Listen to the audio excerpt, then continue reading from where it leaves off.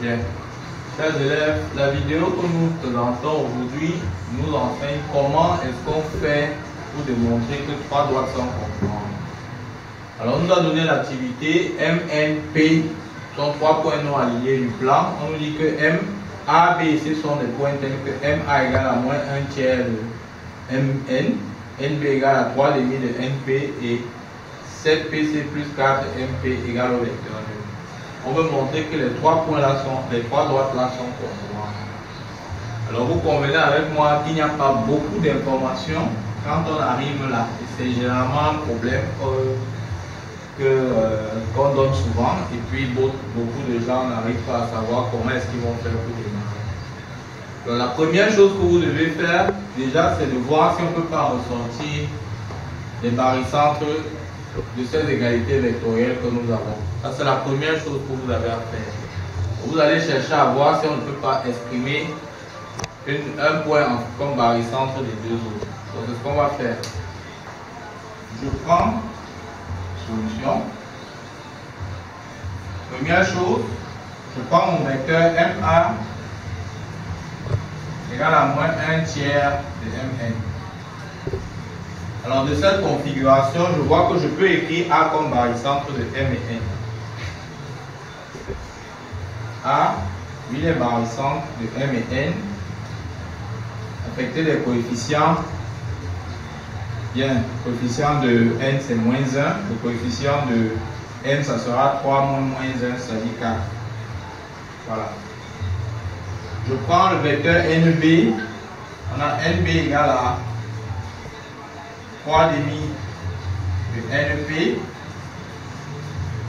Alors de cette configuration, je peux ressortir B comme barycentre de N et P, où le coefficient de P c'est le numérateur qui est 3. Et le coefficient de N c'est moins 1, c'est-à-dire 2 moins 3. Je prends le dernier qui est 7PC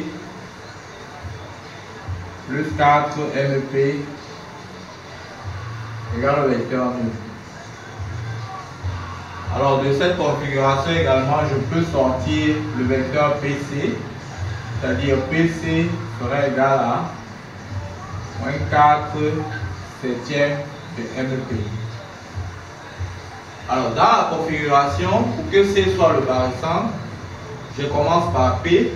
Je dois commencer par P là. Or je commence ici par N. Donc je vais permuter.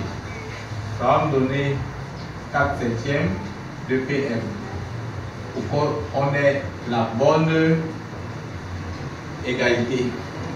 Quand je donne ça, ça me permet d'écrire C comme barycentre de P et M.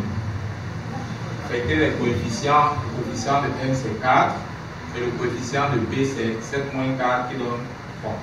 Voilà. Quand je regarde là, donc j'ai écrit donc A comme barycentre, B comme barycentre et C comme barycentre de P et M. La question c'est montrer que AP, BM, NC sont concurrents. Ça veut dire que ces trois droites passent tous par un seul et même point.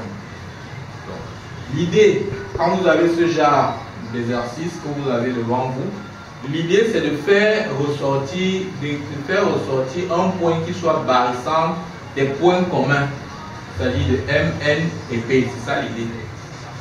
Donc pour pouvoir faire ressortir un point qui soit barycentre de ces points communs, vous devez, première chose, regarder si les coefficients de M coïncident partout. Donc c'est la même chose.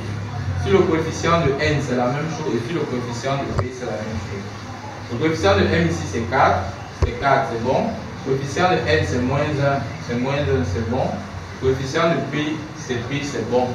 À partir de là, vous pouvez définir, vous dites soit un point G qui soit barycentre des points M, N et P, chacun étant affecté les coefficients que vous avez vérifié qui sont 4, moins 1 et 3.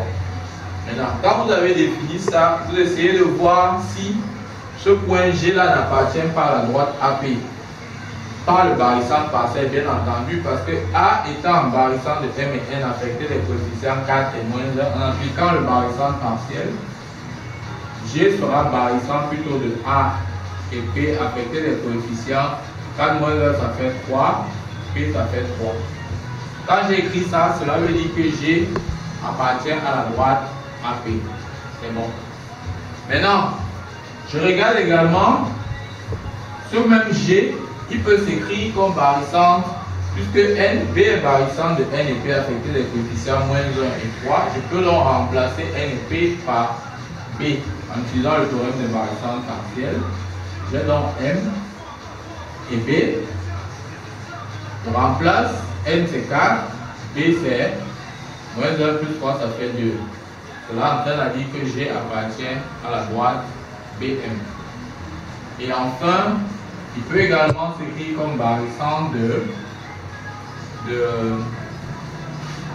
remplacer N et P, donc de N et C affectés des coefficients moins 1 et 7. Cela veut donc dire que G appartient à la droite NC. Maintenant que nous avons donc un point qui appartient à ces trois droites, on peut donc affirmer avec certitude que AP, BM et NC sont concurrents.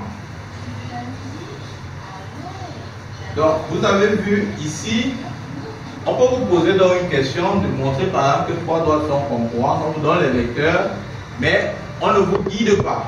C'est-à-dire que vous, à partir de ça, vous ne savez pas par où commencer. La première chose que vous faites, c'est définir les potentiels par exemple. Maintenant, à partir de ce que vous avez, de voir si les coefficients des points là sont les mêmes partout, ça vous permet de définir un barycentre et de vérifier si ce barycentre là appartient à chacune de ces points. À chaque fois que vous avez ça, vous pouvez résoudre de cette manière. Bien, merci.